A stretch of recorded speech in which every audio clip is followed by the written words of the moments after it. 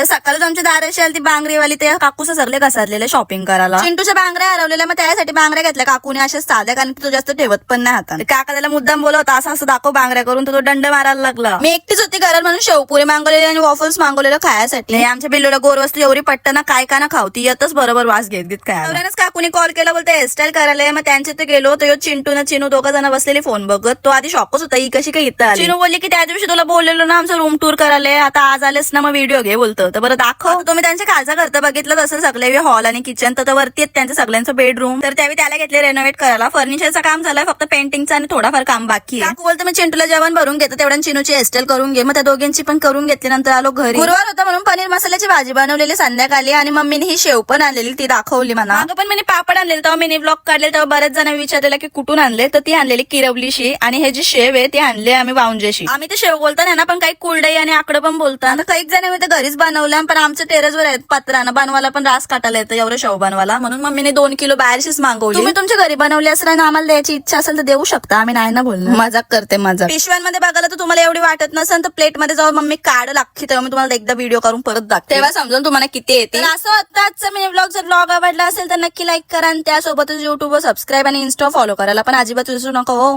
Bye bye.